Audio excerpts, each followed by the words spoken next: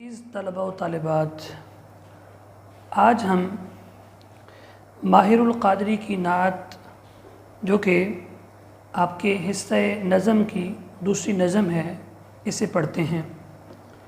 نعت کہتے ہیں جس میں نبی کریم صلی اللہ علیہ وسلم کی تعریف و توصیف بیان کی جائے۔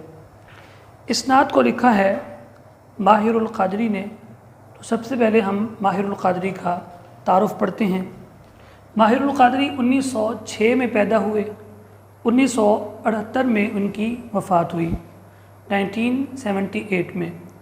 ریاست حیدرآباد دکن میں پیدا ہوئے۔ اصل نام منظور حسین، سلسلہ قادریہ سے تھے اس لیے القادری کہلائے جاتے تھے، ماہر القادری۔ مکہ مکرمہ میں دوران مشاعرہ ان کی وفات ہوئی۔ اس نظم کا مرکزی خیال یہ ہے کہ آپ صلی اللہ علیہ وسلم مقصد تخلیق کائنات ہیں۔ آپ صلی اللہ علیہ وسلم کے اخلاق عین قرآن ہے۔ آپ صلی اللہ علیہ وسلم نے انسانوں کو تہذیب و تمدن سے روشناس کرایا۔ آپ صلی اللہ علیہ وسلم تمام انسانیت کے لیے شفیق اور مہربان ہیں۔ مرکزی خیال کو آپ نے اچھے طریقے سے یاد کر لینا ہے، چونکہ مرکزی خیال یاد ہو تو اس کے بعد خلاصہ اور تشریح میں بہت آسانی ہوتی ہے۔ تو مقصد تخلیق ہے، تو حاصل ایمان، جو تجھ سے گریزاں وہ خدا سے ہے گریزاں۔ مقصد تخلیق اس کا مطلب ہے کائنات کو پیدا کرنے کا مقصد۔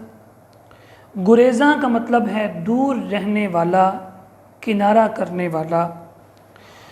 مفہوم اس کا یہ ہے، آپ صلی اللہ علیہ وسلم مقصد تخلیق کائنات ہیں اور ایمان کا نچوڑ ہیں۔ جو آپ سے دور رہے گا وہ اللہ تعالیٰ سے دور رہے گا، یا جو آپ سے دور ہوگا وہ اللہ تعالیٰ سے دور ہوگا۔ جیسے آپ اس کو بنانا چاہیں، دونوں مفہوم ٹھیک ہیں، یعنی جو آخر میں نے لفظ بولے ہیں۔ ماہر القادری نعت کے اس شعر میں نبی کریم صلی اللہ علیہ وسلم کی تعریف و توصیف کرتے ہوئے اپنے انداز میں یہ کہتے ہیں کہ یہ کائنات اور اس کی رنگا رنگی اور اس کے اندر موجود تمام عجائبات اور یہ سب کچھ، ان کے پیدا کرنے کا مقصد اللہ کے نبی صلی اللہ علیہ وسلم کی تعریف اور توصیف کروانا تھا۔ یعنی شاعر ماہر القادری یہ کہنا چاہتے ہیں کہ اللہ تعالیٰ نے اس کائنات کو سجایا۔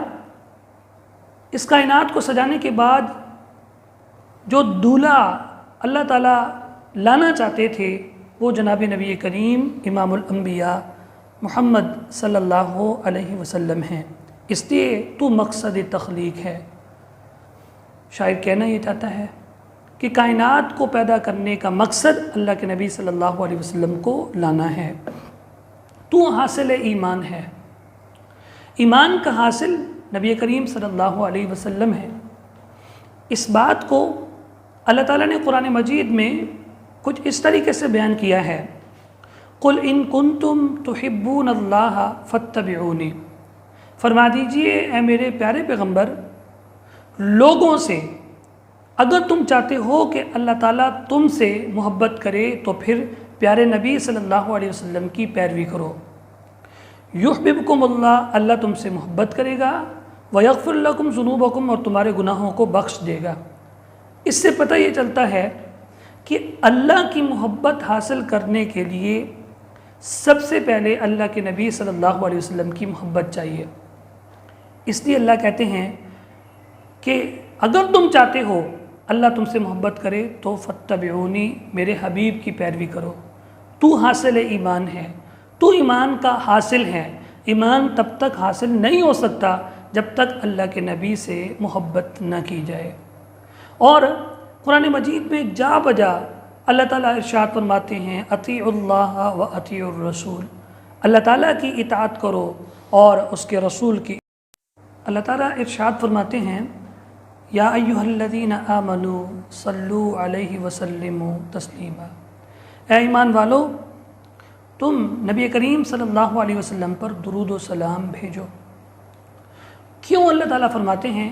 اس لیے کہ اس کائنات کو پیدا کرنے والا رب خود کہتا ہے کہ اللہ تعالیٰ، اور اس کائنات کے نظام کو اللہ تعالیٰ کے حکم سے سنبھالنے والے فرشتے وہ ان اللہ و ملائکتہ یصلون علی النبی، نبی کریم صلی اللہ علیہ وسلم پر درود پڑھتے ہیں، تو تم بھی اللہ کے نبی صلی اللہ علیہ وسلم پر درود پڑھو۔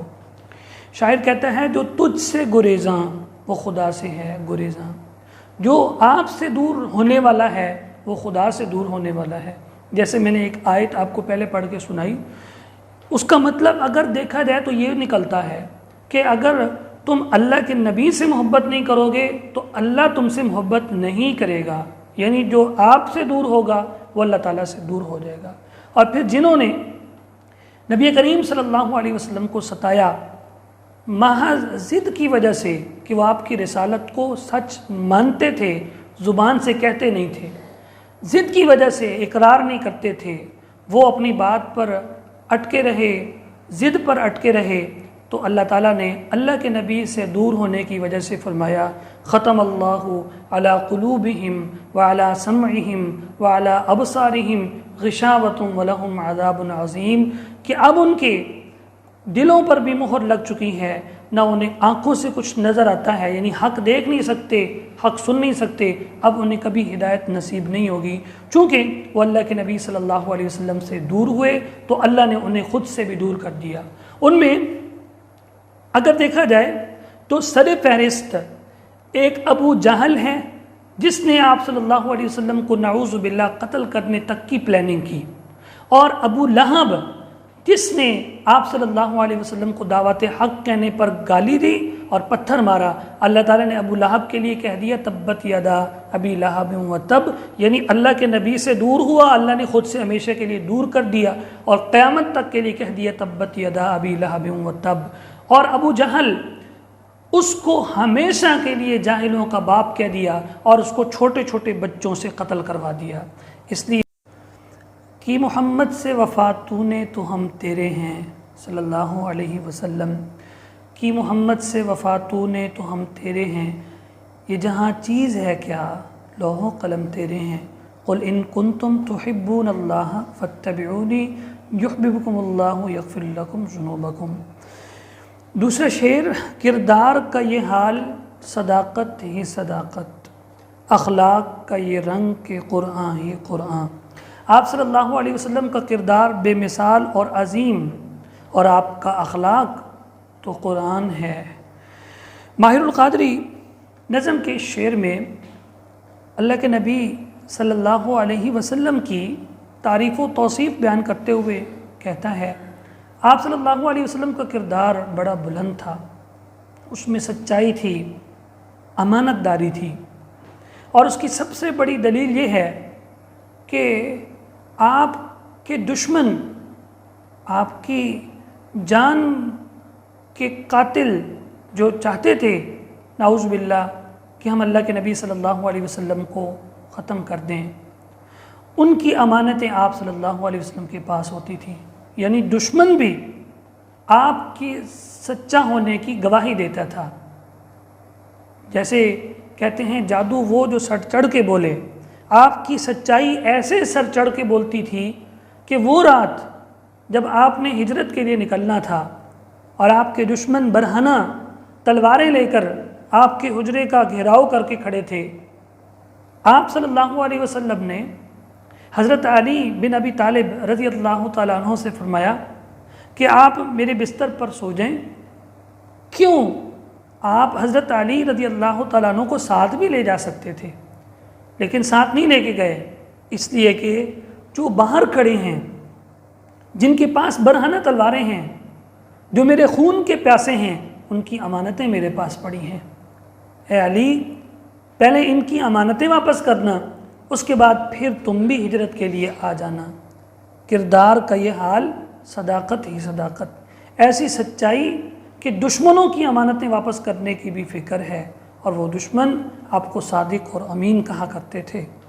اخلاق کا یہ رنگ کہ قرآن ہی قرآن۔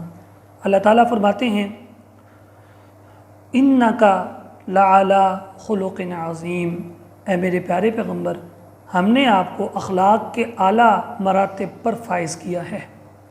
اللہ تعالیٰ خود آپ کے اخلاق کی گواہی دیتے ہیں۔ آپ صلی اللہ علیہ وسلم کا فرمان ہے اِنَّمَا بُعِثْتُ لِأُتَمِّمَ مَكَارِمَ الْأَخْلَاقِ، میں مکارم اخلاق کی تکمیل کے لیے بھیجا گیا ہوں، یعنی اچھے اخلاق کی تکمیل میں کر کے جاؤں گا کہ کل اگر کوئی اپنے اخلاق کو درست کرنا چاہے تو جو اخلاق کا اینڈ ہے میں وہاں تک کر کے جاؤں گا۔ انما بعثت لأتمم مکارم الاخلاق، میں اخلاق کو اس طرح مکمل کر کے جاؤں گا جیسے اخلاق کے مکمل ہونے کا حق ہے، اس کے بعد اخلاق کا دائرہ ہی ختم ہو جائے گا۔ انما بعثت لأتمم مکارم الاخلاق، اخلاق کو اس طرح مکمل کر کے جاؤں گا کہ کوئی بھی ایسا نہیں ہوگا جس نے اس طرح اخلاق کو مکمل کیا ہو۔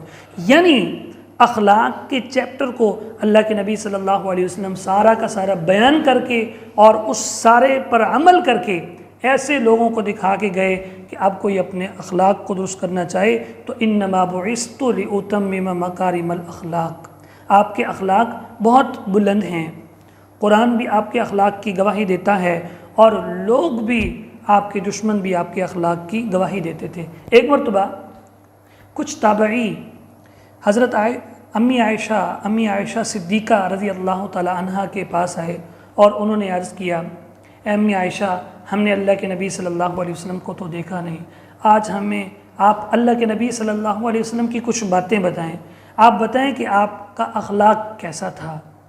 تو فوراً امی عائشہ رضی اللہ تعالیٰ عنہ نے پلٹ کے ان سے سوال کر لیا، تابعین سے، اور پوچھا کیا تم قرآن نہیں پڑھتے ہو؟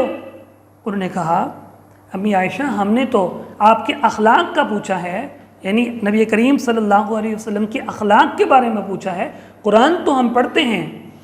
تو جواب دیا امی عائشہ صدیقہ رضی اللہ تعالیٰ عنہا نے، کان خلقہ القرآن، حضور کے اخلاق قرآن ہی تو ہیں، یعنی تم قرآن پڑھو تو تمہیں نبی کریم صلی اللہ علیہ وسلم کے اخلاق ملیں گے۔ اور وہ اخلاق ایسے اعلیٰ اخلاق تھے کہ وہ بگڑا ہوا معاشرہ جہاں نہ ماں بیٹی کی تمیز تھی، ماں کو تو کچھ سمجھا ہی نہیں جاتا تھا، ایون یہ کہ ماؤں کے ساتھ زنا کیا جاتا تھا اور بیٹیوں کو زندہ درگور کر دیا جاتا تھا، چھوٹی چھوٹی باتوں پہ جھگڑے ہوتے تھے، وہاں آپ نے ایسا اخلاق پیش کیا کہ علامہ اقبال کہہ اٹھے تمدن آفریں خلاق آئین جہاں داری، وہ صحرائے عرب یعنی شتر بانوں کا گہوارہ، وہ صحرائے عرب یعنی شتر بانوں کا گہوارہ، کہ وہ جن کے اخلاق کمزور تھے اللہ کے نبی صلی اللہ علیہ وسلم کے اعلیٰ اخلاق دیکھ کر وہ دوسروں کو اخلاق سمجھانے والے بن گئے، یعنی بگڑے ہوئے دوسروں کو اچھا بنانے والے بن گئے حضور صلی اللہ علیہ وسلم کے اخلاق کی وجہ سے۔